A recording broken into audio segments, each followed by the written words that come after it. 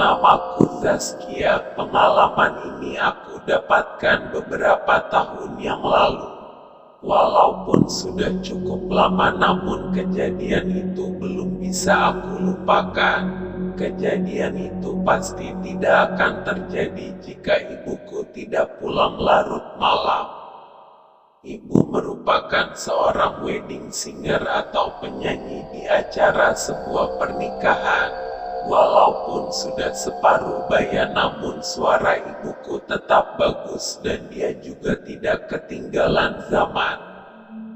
Tidak hanya lagu adat Sunda atau lagu-lagu zaman tempo dulu saja yang bisa dinyanyikan olehnya. Ibu juga sangat hafal lagu-lagu di zaman sekarang. Oleh karena itu, aku sangat bangga pada ibuku. Apalagi ibu menjadi wedding singer karena ingin membantu ayahku bekerja. Kalau sedang ada job, ibu bisa pulang malam hari seperti saat kejadian itu. Ketika itu, ibu sedang ada job panggung di acara hajatan di daerah rumah kami. Karena acara hajatannya berlangsung hingga malam hari, jadi dia pun baru selesai sekitar jam 11.50 malam. Aku ingat sekali jamnya karena saat itu ada panggilan telepon masuk. Aku yang sedang tidur jadi terbangun karena suara dering telepon. Dan suara dering telepon berhenti, mungkin telepon sudah diangkat oleh ayah. Tidak lama aku mendengar suara langkah ayah menuju kamarku. Ayah mengetuk pintu dan berkata kalau ibu sudah siap untuk dijemput. Ayah mengajak aku untuk ikut. Ayah khawatir kalau meninggalkanku sendirian di rumah. Mau tidak mau, aku menuruti perintah ayah dan berjalan mengikutinya dengan malas ke dalam mobil. Ketika kami sudah keluar komplek rumah, ibu mengirim SMS. Ibu memberitahu kami tempat di mana hajatan itu sedang berlangsung. Aku belum pernah pergi ke daerah itu, begitupun dengan ayah. Jadi kami menghabiskan waktu berputar-putar mencari jalan. Setelah sempat menyasar beberapa kali, akhirnya kami sampai di jalan tempat hajatan ibu. Ada yang aneh dengan daerah ini. Jalanan ini tampak berbeda, seperti jauh lebih menyeramkan dari jalan-jalan yang tadi kami lewati. Aku pikir, mungkin karena saat itu sudah jam 1 malam jadi terasa menyeramkan, dan lagi pula daerah ini baru pertama kali aku singgahi. Pemandangan di kiri dan kanan jalan terlihat sangat asing di mataku. Tiba-tiba, mobil berhenti mendadak. Aku tersentak dari kursi penumpang. Untung saja aku memakai sabuk pengaman. Ayah meminta maaf padaku dan setelah memastikan aku tidak terluka, ayah melihat ke depan dengan marah sambil memberikan klakson beberapa kali. Aku melihat ke jalanan di depan.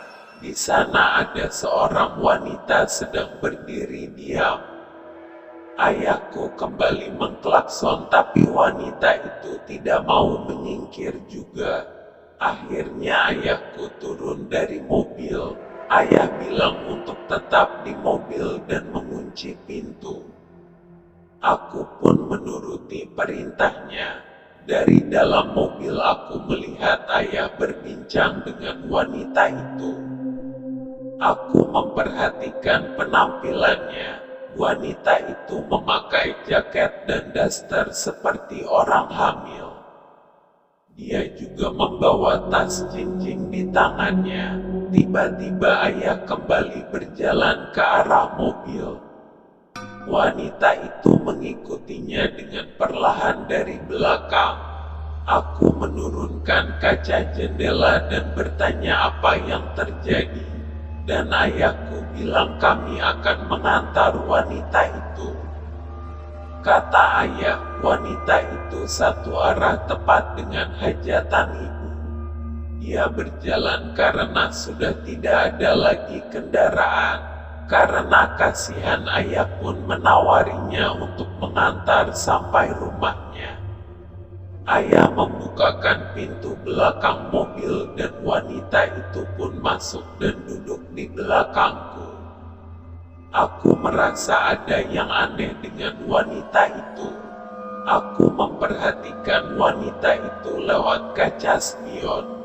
Dia tampak pucat sambil berkeringat dingin dan lama-kelamaan tercium bau amis dari tubuhnya.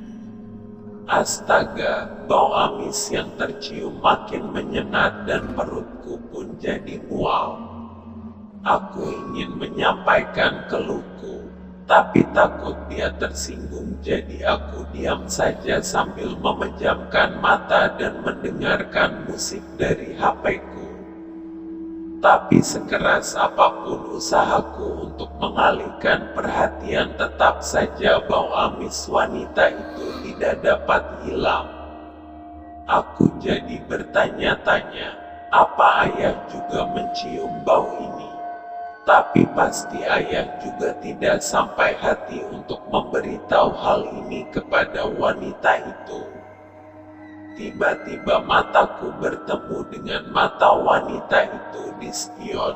Wanita itu tersenyum dan aku langsung membuang pandanganku karena ketakutan, jadinya aku hanya memperhatikan jalan di depan. Mendadak ada yang aneh dengan cara menyetir mobil ayah. Mobil ini mulai miring ke kiri dan hampir menabrak pembatas jalan. Aku melihat ke samping dan aku melihat pemandangan yang mengerikan. Wanita itu mencekik ayahku dari belakang. Ya Tuhan, aku mencoba melepaskan cekikan tangan wanita itu dari leher ayah, tapi tidak bisa. Cengkraman wanita itu sangat kuat. Aku refleks menjambaknya sambil membaca doa yang aku hafal untuk mengusirnya. Karena aku tahu wanita ini pasti bukan manusia, dan seketika wanita itu melepaskan cengkramannya dari ayah dan minta diturunkan. Ayah langsung menghentikan mobil. Saat kami melihat ke belakang, ternyata wanita itu sudah hilang. Kami langsung keluar dari mobil karena tidak tahan dengan bau amis yang masih tercium. Anehnya, di jalan tempat kami berhenti itu pun terdapat bau amis yang sangat menyengat. Kami berdua masih terdiam di luar mobil. Aku tidak mau mengeluarkan sepatah kata pun setelah mengalami kejadian tadi.